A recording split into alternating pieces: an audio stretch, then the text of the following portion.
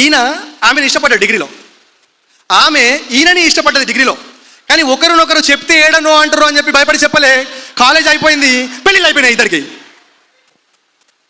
ఇప్పుడు ఈ బిజినెస్లో కూడా మీ టీంలోకి రావాలనో లేకపోతే ఏదో ఉంటుంది, మోమాట ఉంటుంది వాళ్ళకి, చెప్తే నో అంటారేమో అని చెప్పేసి మీరు చెప్పకుండా కనుక వదిలేస్తే ఆలోచించండి. చెప్పి నాన్న అవుతారా, చెప్పకుండా అంకుల్గా ఉండిపోతారా, మీ ఇష్టం. ఒక సక్సెస్ అయిన పర్సన్ని ఇంటర్వ్యూ చేస్తే, ఒక సక్సెస్ అయిన పర్సన్ చాలా తక్కువ ఏజ్లో ఎక్కువ డబ్బులు సంపాదించేసి బిజినెస్లో బాగా సక్సెస్ అయిన పర్సన్ని ఇంటర్వ్యూ చేసినప్పుడు, సార్ మీ సక్సెస్కి కారణం ఏంది సార్ అని చెప్పేసి అడిగితే ఆయన చెప్పినటువంటి విషయం ఏంటంటే, నేను రైట్ డిసిజన్ తీసుకున్నా అన్నాడు. ఏమన్నాడు? నా సక్సెస్ కారణం రైట్ డిసిజన్ అన్నాడు. సార్ రైట్ డిసిజన్స్ మీరు ఎలా తీసుకున్నారు సార్ అని అన్నప్పుడు ఎక్స్పీరియన్స్ అన్నాడు. ఏమన్నాడు? మీ సక్సెస్కి కారణం ఏమంటే రైట్ డిసిజన్స్ అన్నాడు. రైట్ డిసిజన్స్ మీరు ఎలా తీసుకోగలిగారు సార్ అంటే ఎక్స్పీరియన్స్ అన్నాడు, అనుభవం అన్నాడు. సార్ ఆ అనుభవం మీకు ఎలా వచ్చింది సార్ అంటే రాంగ్ డిసిజన్స్ అన్నాడు.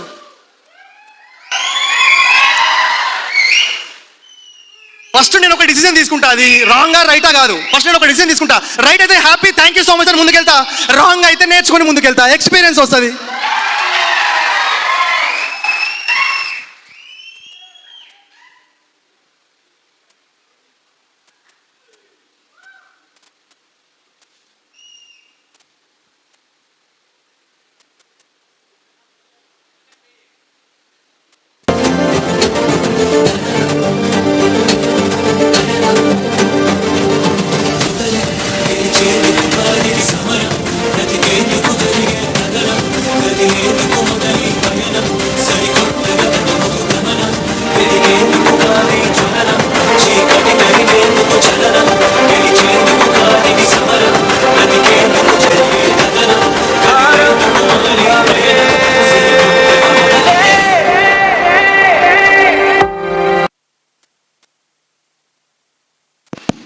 ఎక్స్పీరియన్స్ చాలా ఇంపార్టెంట్.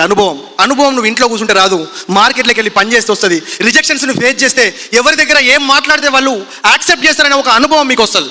నాకు అన్నీ తెలుసు కానీ నేను ఎవరికేపా అట్లయితుంది. ఎక్స్పీరియన్స్. పెన్ను పేపర్ తీసుకోండి. ఇంకోసారి ప్లే చేయాలి. అది అర్థమైందిగా? ప్లే చేయాలన్నా హ్యాండ్ చేయండి ఒకసారి.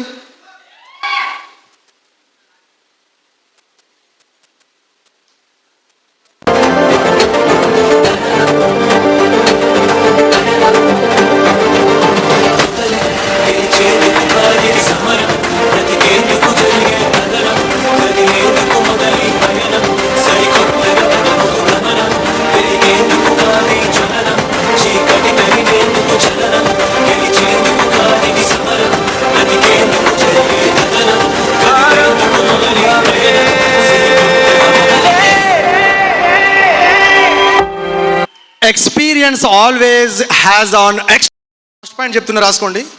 ఈ బిజినెస్లో మీరు విఎంసీఎం మెంబర్ కావాలా? Sir no. ఎంతమంది విఎంసీఎం మెంబర్ కావాలా? నేను కూడా. Thank you Rajkumar sir. అద్దా రైట్. 10 important points.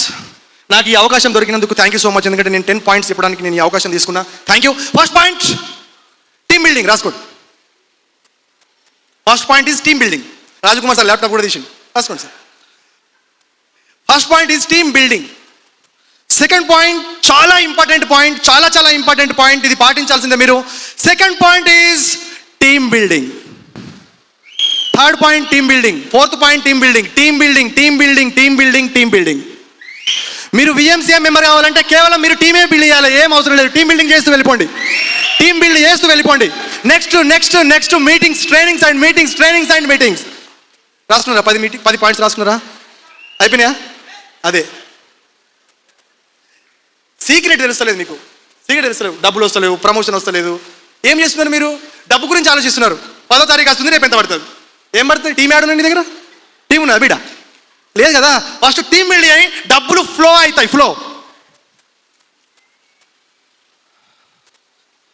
ఇక్కడ ఎవరైనా army retired employees, retired army ఉన్నారు ఎవరైనా?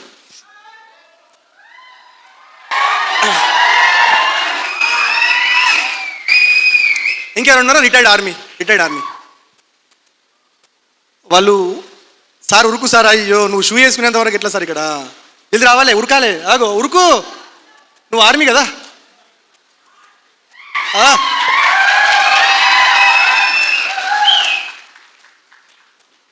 మన దేశంలో ఉన్నటువంటి ఆర్మీకి అండ్ రైతులకి మనం ఎప్పుడు కూడా కృతజ్ఞత చేయాల్సిందే, రైట్. రైతులు ఎంతమంది ఉన్నారని అడిగితే మొత్తం అసలు స్టేజ్ మీదకి అందుకే అడగలేదు. వాళ్ళకు ఒకసారి పాదాభివందనాలు నా తరపున. నాకైతే ఆర్మీ అంటే చాలా ఇష్టం. రీజన్ ఏంటంటే నేను ఆర్మీ మ్యాన్ అవుదామని చెప్పేసి బాగా ట్రై చేసిన. నాకు ఫిజికల్గా కొంచెం ప్రాబ్లం ఉంది, నేను చెప్తే కానీ ఎవరికి తెలియదు. నాకు ఒక కాలు అనేది, లెగ్ అనేది కరెక్ట్ ఉంది. నేను నడుస్తున్నప్పుడు చూడొచ్చు మీరు, నాకు ఒక లోపం ఉంది నా బాడీలో. నేను నడుస్తున్నప్పుడు వెనక నుంచి కరెక్ట్ చూస్తే తెలుస్తుంది. పవన్ సార్ ఒకసారి గుర్తుపట్టింది నన్ను, ఏమైందని. పోలియో ఉంది నాకు, చిన్నప్పుడు పోలియో వచ్చింది 5 సంవత్సరాలు ఉన్నప్పుడు. మన బాడీలో ఒక లోపం ఉంటే దేవుడు మనకు 100 రెట్ల శక్తిని ఎక్కువ ఇస్తాడు, ఒక్క లోపం ఉంటే. బట్ అది నాకు దేవుడు ఇవ్వడం జరిగింది. Thank you so much.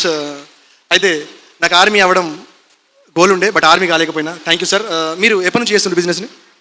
నేను, మీ పేరు చెప్పండి. నా పేరు వచ్చేసి అశోక్ రావు. ఫస్ట్ మంత్ ఇన్కమ్ ఎంత? ఫస్ట్ మంత్ ఇన్కమ్ నాది 109 రూపాయలు. హైయెస్ట్ ఎంత? 45,952 రూపాయలు. Right, thank you sir, thank you. Army retired మన దాంట్లోకి వచ్చిండు, 45,000 రూపాయలు ఇన్కమ్ తీసుకుంటున్నాడు, దేశ సేవ చేసి వచ్చిండు. మీకు విషయం తెలుసా, మనం కూడా దేశ సేవ చేస్తున్నాం. మన దేశంలో ఉన్నటువంటి అన్ఎంప్లాయ్మెంట్ని రూపుమాపుతున్నాం అండ్ ఇల్నెస్ని మనం తీసేస్తున్నాం. రోగాల బారిన పడే ఫ్యామిలీలని మనం కాపాడుతున్నాం. సార్ నో అంటే ఆర్మీ వాళ్ళు ఎట్లయితే దేశ సేవ బార్డర్లో ఉండి చేస్తున్నామో మనం లోపల ఉండి చేస్తున్నాం అంతే. మనం కూడా ఆర్మీయే. దేవుడు నీకు అదేద్దు బాబు, దేవుడు ఏమన్నాడంటే నీకు దేశ సేవ చేయాలని ఉంది కదా, ఆ దేశ సేవ వేరే వాళ్ళు చేస్తారు, నీది వేరుంది, నువ్వు ఇట్లా అయినా పడేసి వెస్టిజ్లా. ఇది కూడా దేశ సేవనే. Thank you so much. ఇది నా పర్సనల్ గోల్. అప్పుడు నేను స్టార్ట్ చేసినప్పుడు మా టీం గోల్ చెప్పిన, 2025 వరకు 1000 మందికి కార్లు వచ్చే వాళ్ళని తయారు చేయాలా, 1000 మందిని నెలకు ₹1,00,000 సంపాదించే వాళ్ళని తయారు చేయాలా. ఇది మా టీం గోల్. ఇది నా పర్సనల్ గోల్. మా మిస్సెస్ నేను కూర్చొని తీసుకున్న డిసిజన్, నేను సింగిల్గా తీసుకున్న డిసిజన్ కాదు ఇది.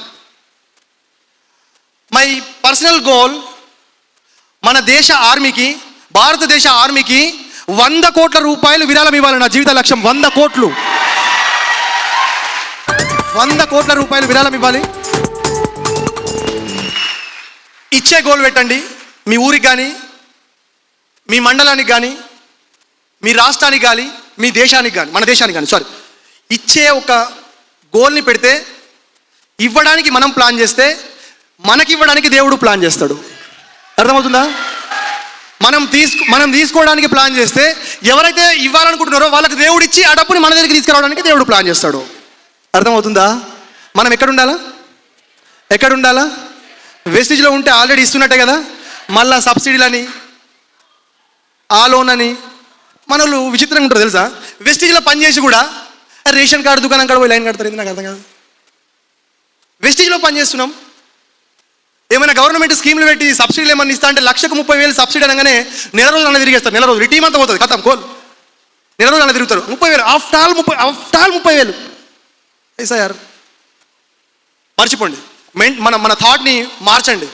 Thank you so much. Thank you. సదా మీ సేవలో. Thank you. Love you all.